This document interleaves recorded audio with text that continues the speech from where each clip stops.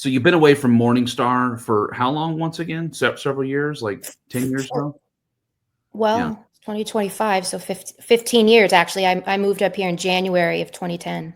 You've been away, but you still maintain, I'm sure, a lot of connections, a lot of Yeah, relationships. You were yeah, there for yeah, so yeah, long. yeah. And Yes, my family, some of my family on my husband's side stayed connected there for some time after I left. They're not there anymore, but yeah, I have some very dear relationships and connections that I still have today. And so I yeah, continue to kind of be aware to some degree of everything going on there. But the yeah. most recent, incidents and things that have come to light in the last few years were uh, a next level of new to me in a not great Yeah. way. Well, that's what I was going to ask you next was last year. I mean, of course, there's been so many things over the years that have happened. We were talking, I think, for the first time a few weeks ago, and you were talking about even incidents that went, way back to when you were there of just financial impropriety and all kinds of shady stuff that you even saw being a part of the community. But last year in 2024, there was another scandal. Of course, there was the 2019 incident with Todd Bentley and all of that mess. But then last year, when the scandal broke, whenever Chris Reed resigned and all the information came out about him, about how he had been in an inappropriate relationship with a student, which I believe is clergy abuse. And then right after that, the news broke that Morningstar was being sued for teenagers that were molested by a leader in the youth group. Correct. Yep. So whenever that came to light, as I understand it, you began to read articles and just re-engage with what was happening there, and then that led you on a course. You want to tell me about that? Yeah. So, I've kind of always been a justice person.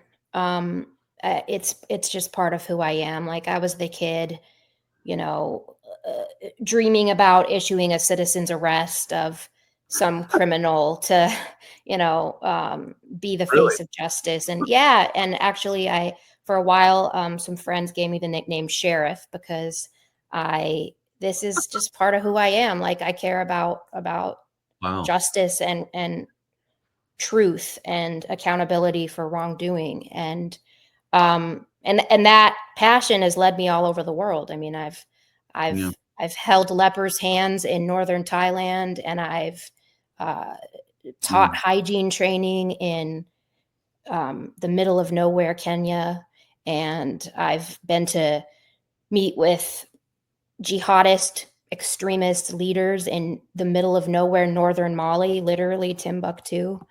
Mm. Um, Well, it's interesting and to be in government, which is authority, a place of authority. So yeah, yeah.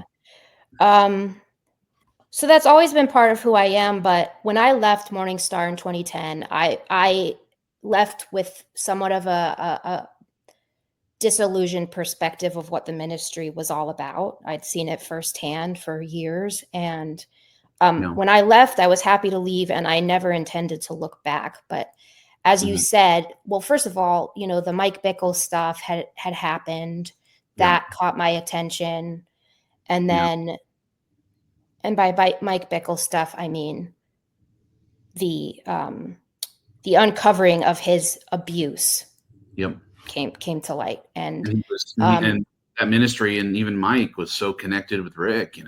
So right, yeah, no. and but I was just kind of watching that news play out from a distance. And then it was about in August of last year that Mm. I first learned of the sexual abuse that had happened to minors at Morningstar from a Morningstar perpetrated by a Morningstar leader. And um, it just seized my attention in a way that was very hard for me to just like push out of my mind. And I think it's a combination of things. Like I was saying, like it's just kind of justice is and a desire for justice is part of who I am. But then having spent so much of my young adulthood from age 12 on there, like it just really stuck with me. And I remember driving in the car. I was on my way to work, and I was listening to a press conference that the lawyer for these now young men was giving, talking about the lawsuits. And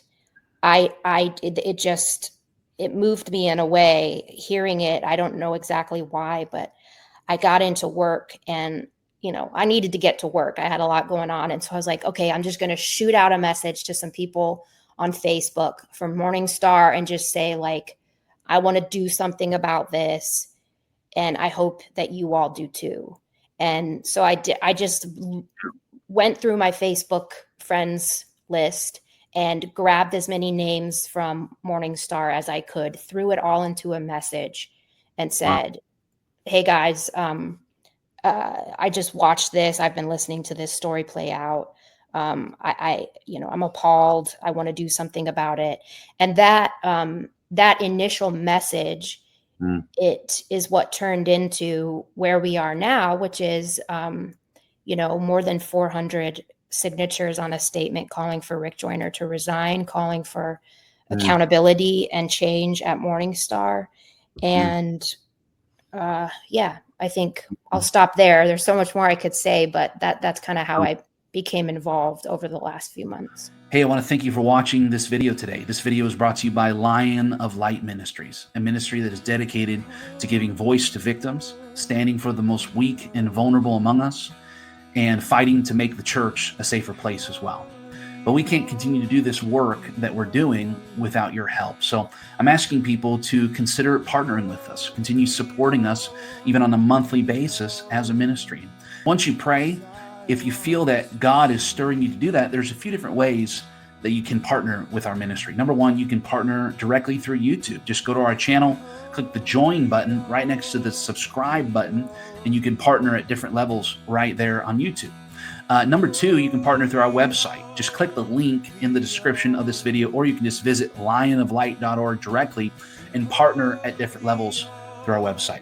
The third way that you can partner with us or support us is visit kingdomschoolofministry.net or click the link in the description of this video, and you can support the ministry through purchasing online courses while also receiving great biblical teaching to help you with your walk with God. We have courses on healing and miracles, courses on the prophetic, working with angels. We've got a great course we just released on blessing and cursing, designed to help you to reverse the curse and walk in all the blessings of the kingdom of God.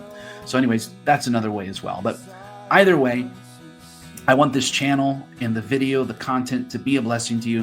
I hope it has helped you thus far. Be sure to subscribe and also comment. Let me know what you think. We always love hearing from you. God bless.